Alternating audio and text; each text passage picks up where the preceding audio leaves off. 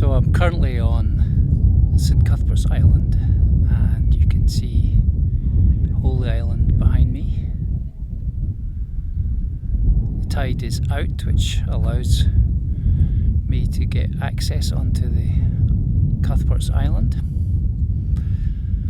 And I really want to give a case study for soul friendship.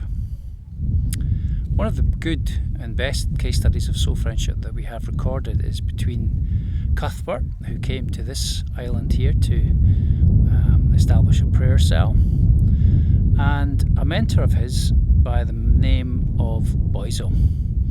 Boisil was based in the abbey in Melrose, and he was prior of that monastery. The prior was like the guest master who looked after visitors and guests who arrived, and the new recruits and novices who came to the monastery.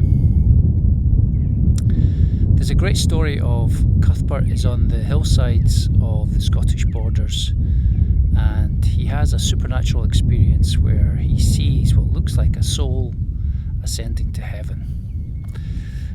And we know that was the time that Aidan had died, and the story is that his soul was ascending to heaven, accompanied by the angels.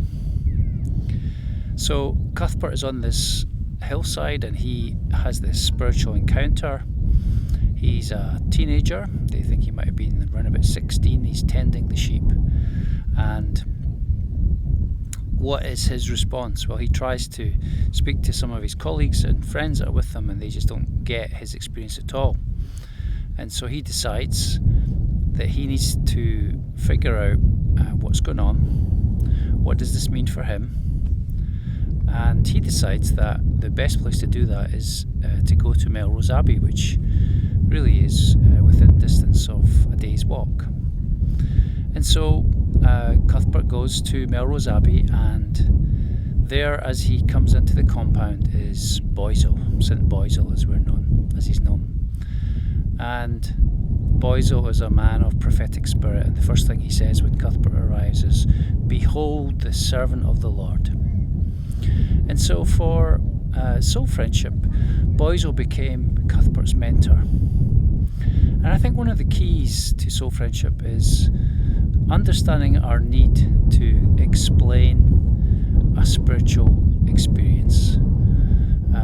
Going somewhere where there's wisdom and understanding of the spiritual world, and placing yourself under the tutelage of a mentor. And so that's what exactly happens in the life of Cuthbert. Boisil becomes his mentor, he becomes his soul friend, and he trains Cuthbert in the ways of the monastery, to the point that Cuthbert himself becomes a prior.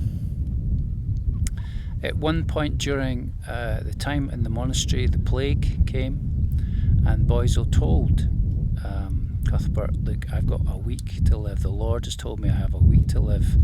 What shall we do with this precious week that we have?"